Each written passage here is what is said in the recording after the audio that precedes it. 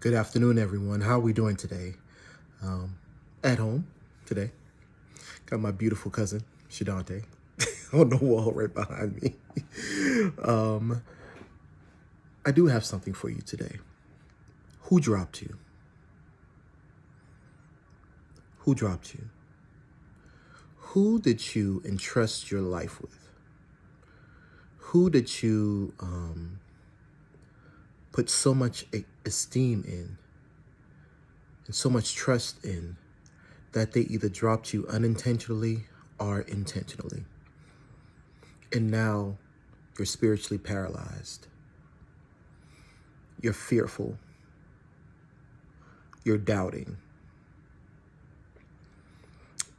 You're literally in a paralyzed state because the person that you loved, the person that you trusted,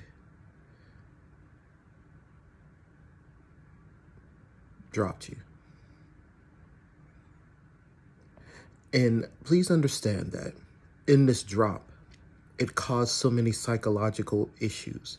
It caused so many issues in your life to not want to press forward. It stopped you from dreaming. It stopped you from pursuing because fear set in so much so that the fear is normalized in your life. That when you even look at your dreams, it's unattainable because you have a fear of falling. You have a fear of rejection.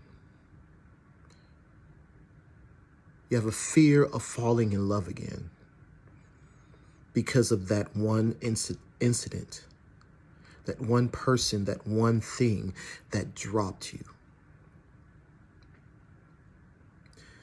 I want to encourage somebody today.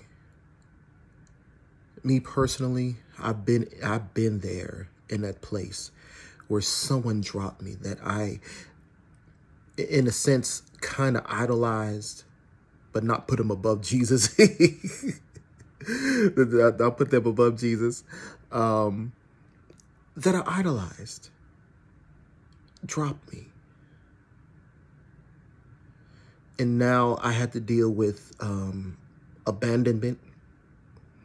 I had to deal with the fear of rejection. It spiritually paralyzed me because I didn't think that I can worship correctly. I didn't think I could pray correctly. It even bled into my singing. I didn't think that I was good enough. So who dropped you? I want to encourage somebody that it's time to get up. It's time to dust yourself off. It's time to change your perception. Time to change your perception and to see that God has fearfully and wonderfully made us to be conquerors because we are more than conquerors. Yes, the person dropped us. Yes, the situation rejected us. Yes, all of that. And it hurt. Let's start right there. And it hurt. And it disabled us mentally, physically, spiritually. It disabled us. I'm reminded of the story of Mephibosheth, Jonathan's son in the Bible, where he entrusted Ziba. They entrusted Ziba to protect their son, Saul's grandson. But something happened, and Ziba dropped Mephibosheth and made him lame on his feet. He couldn't walk. And now he's stuck in a place where he can get no word in Lodibar.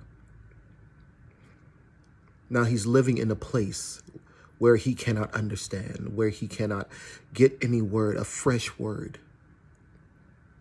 And that's how we are in our mental state. After the drop, now we are in a place that we've created in our mind that a fresh word cannot enter in because of the hurt, because of the anger, because of the pain. It's time to get out of Lodibar. It's time to get out of there. Because God did not intend for you to stay down that long. Yes, it happened. Yes, it hurt. Yes, it did all of these things. Like I said yesterday, your fear has been lying to you because it said that you're not good enough, you're not able, all of this good stuff. Because after you have gotten dropped, your fear has been dictating your life. It has been lying to you. Despite you've been dropped, you are able to get up and dust yourself off. Despite the paralysis, God is yet still a healer and a deliverer. Despite all of that, because at the end of the matter, in the story of Mephibosheth, he was seated with the kings. He was seated at the king's table, eating. Despite of everything that he went through, he was lame in his feet. He was in Lodibar with no fresh word. At the end of the matter, he was still seated with the kings. So that basically told me that it doesn't matter how it started. God can turn it around. You're still seated with the kings. You're seated at a table that God has already prepared. You're seated. You're seated. It won't always be like this. It will not always be like this. So I just want to encourage somebody who dropped you. And I want to encourage you to get up, pick up your bed and walk.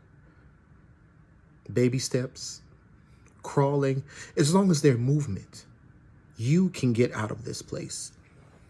You can get out of this place mentally, physically, financially. You can get out of this place.